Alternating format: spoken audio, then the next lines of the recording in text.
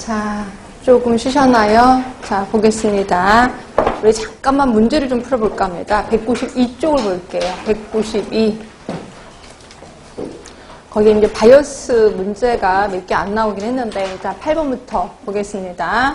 자, 역학 연구 결과 해석 시 고려되는 바이어스 중에 다음 사례와 부합하는 것은 됐고요. 이는 교육청에서 나온 문제거든요. 자, 면접 과정에서의 바이어스, 대리응답에서의 바이어스, 회상 바이어스. 아까 우리 회상 바이어스 기억하시죠?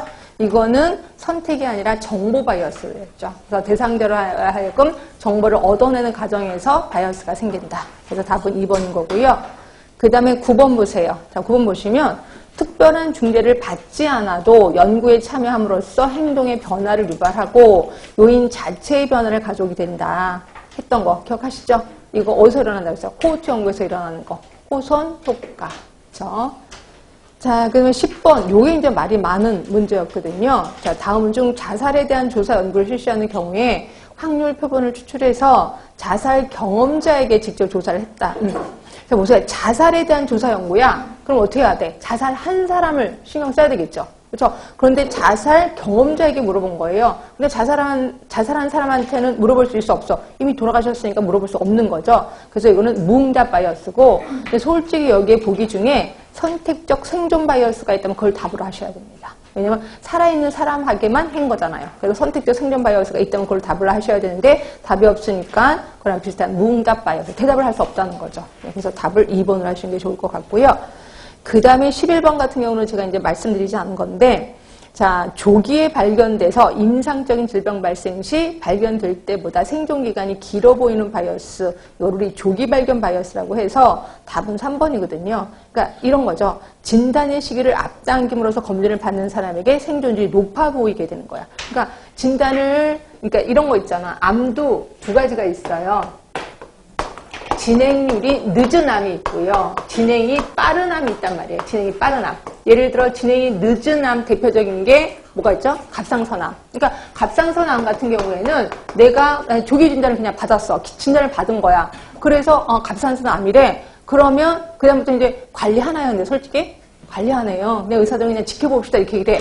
그런데 내가 이미 조기 발견을 했고 그다음에 그로부터 내가 한 30년 살았어. 그럼 나는 암이 되고 나서도 30년 동안 살았다 이렇게 얘기한다는 거죠. 그래서 발견하지 않으면 몰랐을 거를 미리 발견해서 마치 오래 사는 것처럼 착각을 하게 하는 거. 요거를 우리 조기 발견 바이어스라고 하는 거예요. 말 그대로. 근데 그때 당시에 영어로 나와서 이때 사람들 많이 힘들어 했었죠.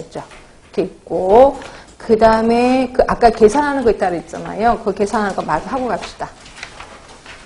아까 그 문제가 맞았는데 제가 아까 슬쩍 지나갔는데 일단 95번부터 이건 아주 쉬운 거니까 95번부터 들어가겠습니다. 자, 흡연자 1000명과 비흡연자 200명을 대상으로 폐암 발생에 관한 전향적 대조조사를 실시한 결과 흡연자의 폐암 환자 발생 20, 비흡연자는 4명이래요. 그럼 비교 위험도, 상대 위험도를 구하라는 거지. 그럼 상대 위험도는 뭐예요? R1에서, 비교 위험도, 상대 위험도니까 R2분의 R1. 맞지? 아니, 맞나? 상대 위험도. 맞죠? 기속 위험도가 아니니까. 자, 그러면 R1이 뭐였었냐면, 1000명 분의 20명. 예, 그리고 R2가 1000명 분의, 2000명 분의 몇이에요? 4명. 이렇게 해석하면 되는 거죠. 그래서 계산만, 산수만 하면 답이 나올 겁니다.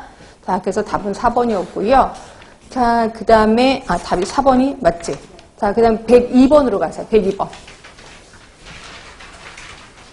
자, 요게 이제 말이 많았던 문제 중에 하나인데, 이게 이제 서울시에서 나온 겁니다. 어느 질병 연구에 측정해서 비교 위험도가 2래요. 비교 위험도가 2니까 뭐예요?